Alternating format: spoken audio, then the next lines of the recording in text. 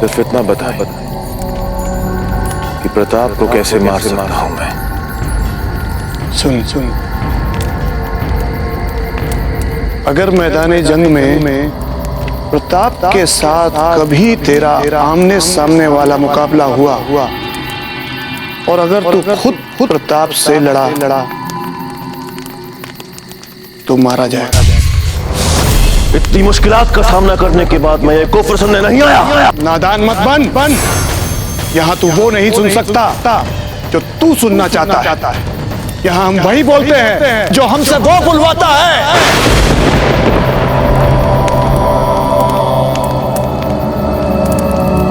न ये मेरी राय है न मेरा मशवरा, जो कहा है वही हकीकत है। इसका मतलब मैं चित्तौड़ पर कभी फतेह हासिल नहीं कर सकता। मैंने ऐसा तो नहीं कहा। ना मैंने ऐसा नहीं कहा। ना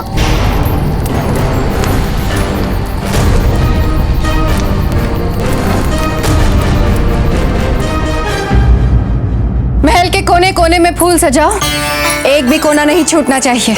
जहां भी दृष्टि जाए फूल ही फूल हो। ऐसी साज सज्जा करो कि राणा जी प्रसन्न हो जाए। महारानी साहब, हुक्म हो तो हमसे सजा दे इन फूलों से। कैसी मूर्खतापूर्ण बातें कर रही हो। कुंवर प्रताप अपनी बिंदनी को लेकर आ रहे हैं, उनकी सेज तो हम ही सजाएंगे।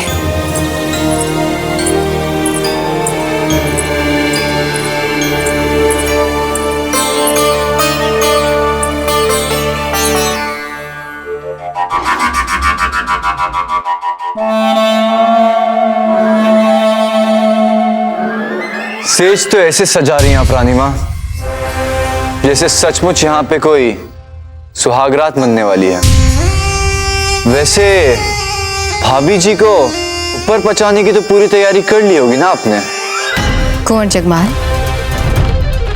जब आपकी भाभी सा का शव इस महल में आएगा तो इसी फूल से सजी शैया पे तो हम उन्हें लिटाएंगे। जीते जी जो सपना उनका पूरा ना हो पाया वो उनके मरने के बाद हम कर देंगे।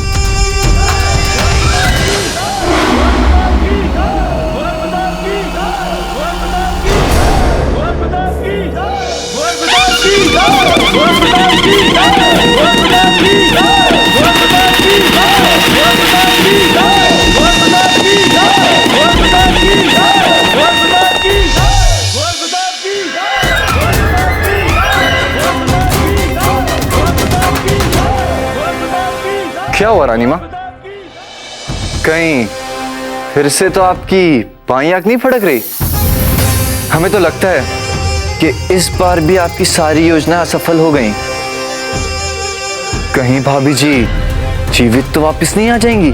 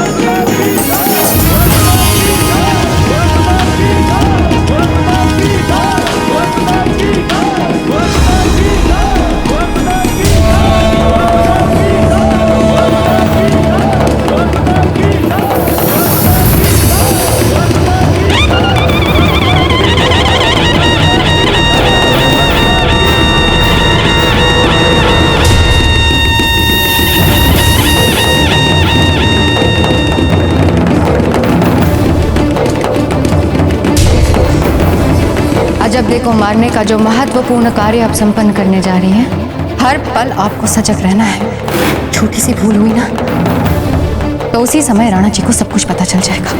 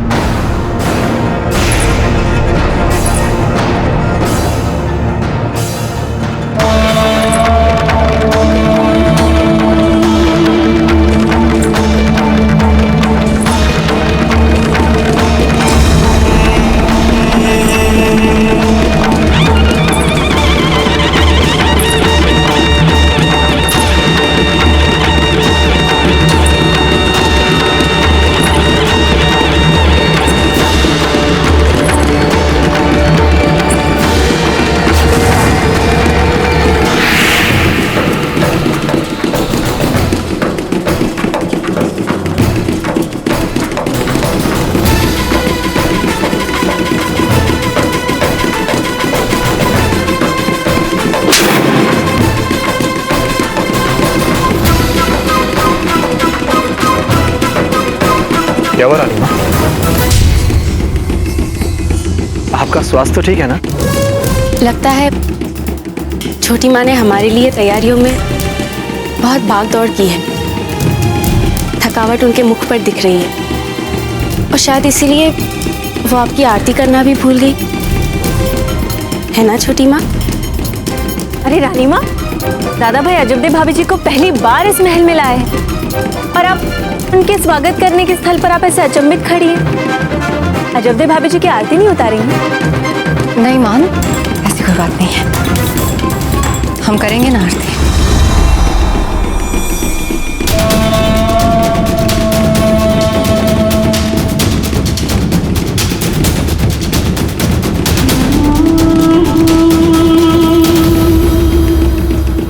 वैसे भाभी जी, छोटी माँ को अब कोई छोटी माँ नहीं बुलाता, अब ये यहाँ रानी माँ बन गई। परंतु हमारे लिए तो ये हमेशा छोटी माँ ही रहेगी। जब हम इन्हें पहली बार मिले थे तभी हमने इन्हें छोटी माँ ही कहा था। आपको बुरा तो नहीं लगेगा ना छोटी माँ?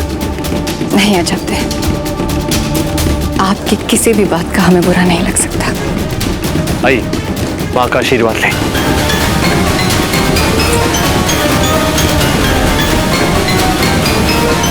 सुखी रहे कौन प्रताप।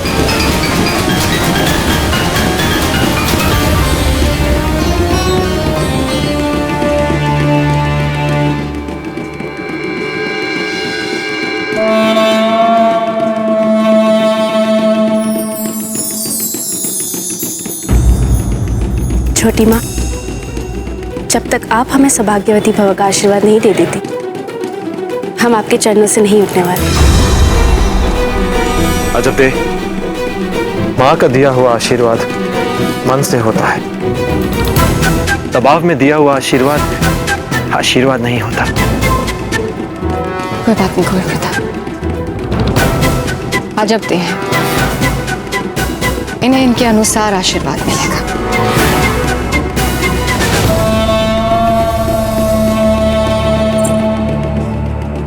देखा आपने, हमें इस महल में आकर बस कुछ ही पल हुए और छोटी माँ को हम आपसे अच्छे से जानने लगे।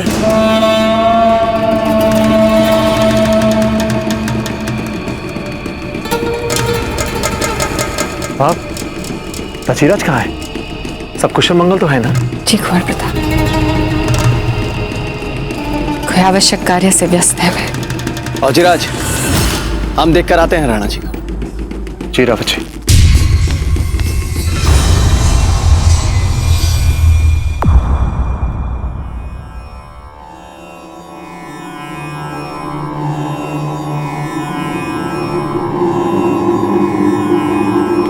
अम्मा घड़ी राणा जी, लगता है मेवाड़ नरेश अपने पुत्र और बींदनी को भूल चित्तौड़ के दुर्ग में डूबे हुए हैं। रावत जी, आशा करते हैं कि आपकी यात्रा निष्कंटक रही होगी।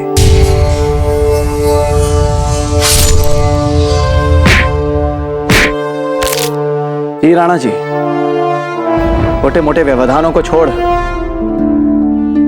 बाकी सब सकुशल रहा।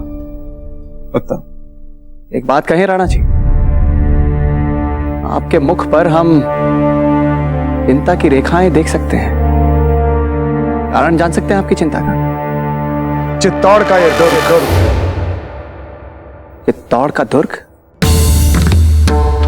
कारण?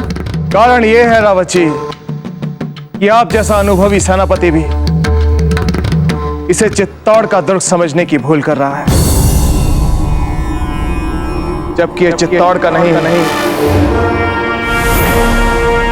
ग्वालियर का दुर्ग। ध्यान से देखिए इसे। आपका कहना उचित है राणा जी, ये ग्वालियर का ही दुर्ग है। अद्भुत समानता है चित्तौड़ और ग्वालियर के दुर्ग में। तो राणा जी, फिर भी हम आपकी चिंता का कारण नहीं समझ पा रहे। खंबा खड़ी हुकुम। बाऊजी राजप्रताप। हम जानते हैं। चले रावत जी, पहले कुंवर प्रताप और अजबदे का स्वागत करते हैं। इस विषय में हम वापस आकर चर्चा करेंगे। चलिए।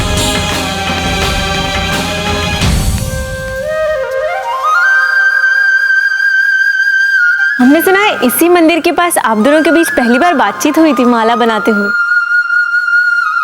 आश्चर्य की बात तो यह है कि ये सारी बातें आपको किसने बताई? कम से कम हमने तो नहीं बताया नहीं कुछ। पुरानी बातें करने के लिए आपको बहुत समय मिल जाएगा। हमें लगता है कि आप दोनों को विश्राम करना चाहिए, है ना मान? रानी माँ, अभी तो हमें अजबदेव भाभी जी को पूरा महल दिखाना है। महाराणा उदय सिंह पधार रहे हैं।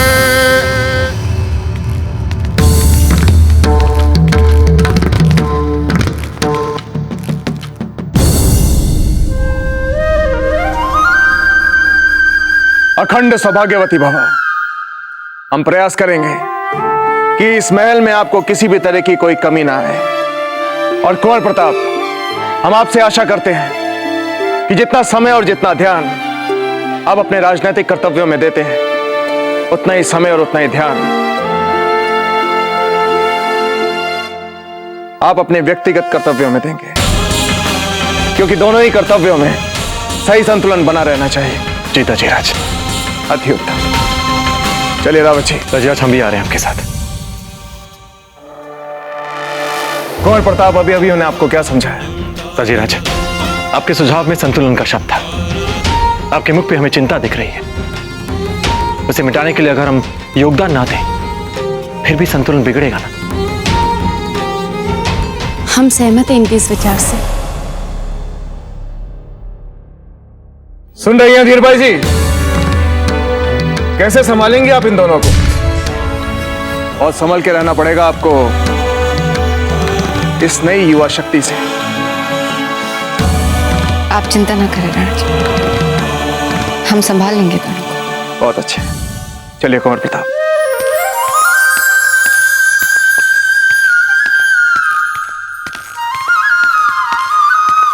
जाइए मान, अपनी भाभी जी को सारा महल दिखा दीजिए। तब तक हम वीरबाई जी के साथ एक आवश्यक कार्य समाप्त करते हैं।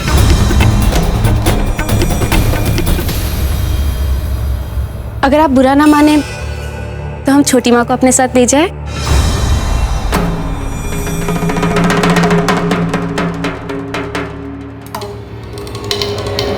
अवश्य जब तक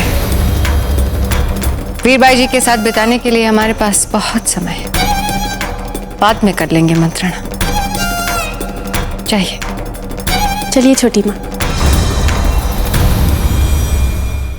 होशियार, खबरदार, निगाहे निगू, सल्तनत मुगलिया, बादशाह हिंद, शहंशाह जलालुद्दीन मोहम्मद अकबर तशरीफ ला रहे हैं। शहंशाह, मुलाकात हुई आपकी पीर से? क्या कहा उन्होंने? हमारी आज की सारी मुलाकातें रद्द कर दी जाए।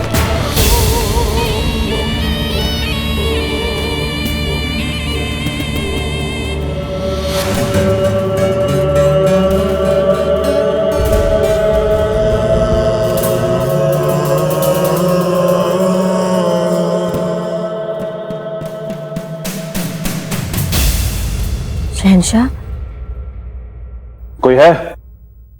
दरबान, हमने कहा था ना कि हमें दरबानों की कोई खता नहीं है शहंशाह, हम ही जबरदस्ती आए हैं। जब तक हमें मालूम नहीं पड़ेगा कि पीर ने क्या कहा है, हमें सुकून हासिल नहीं होगा। इसलिए बराए मेहरबानी बताइए शहंशाह।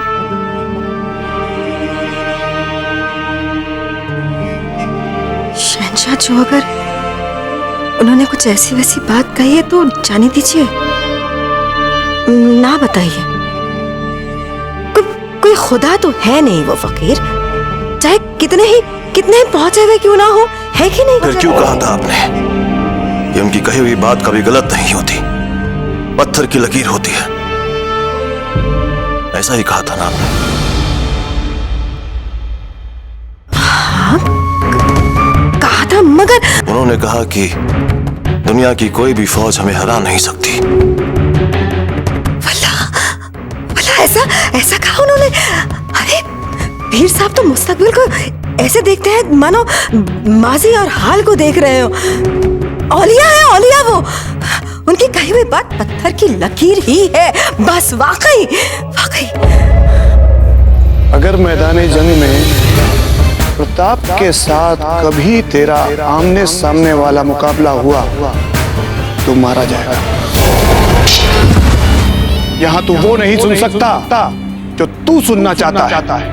यहाँ हम वही बोलते हैं जो हमसे वो बुलवाता है। शहंशाह, कुछ और भी कहा क्या उन्होंने? जलाल, हम इसलिए और पूछे कुछ भी नहीं कहा उन्होंने, कुछ भी नहीं। तकलिया,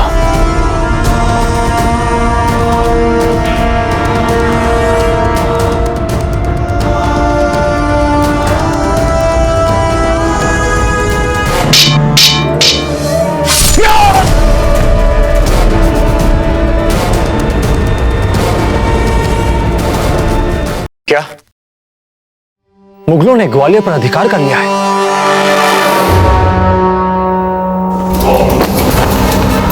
मुगल सल्तनत जिंदाबाद, जिंदाबाद। मुगलों ने उसी चपलता और निर्दयता के साथ यह काम किया है जिसके लिए वो प्रसिद्ध है। सेना का नेतृत्व कर रहा था वही बैरम खान।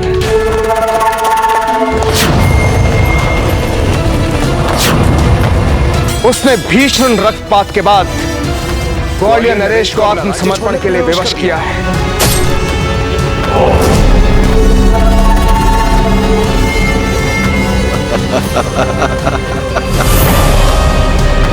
जिस तरह मुगलों ने ग्वालियर को जीता है, यह हमारे लिए चिंता का विषय है रावत जी। निसंदेह ये चिंता का विषय तो है राणा जी, तो ऐसी परिस्थितियों में हमारे लिए कहीं अधिक हितकर होगा कि हमारा ध्यान पूर्णतः हमारी सुरक्षा पर हो।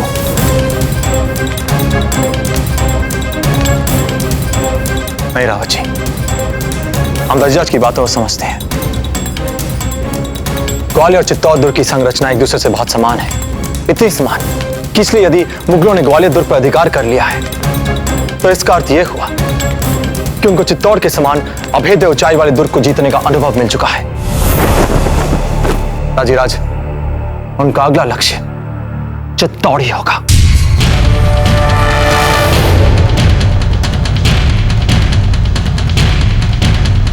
हम कुंवर प्रताप की बात से सहमत हैं रावत जी। मुगलों का अगला लक्ष्य चित्तौड़ ही होगा।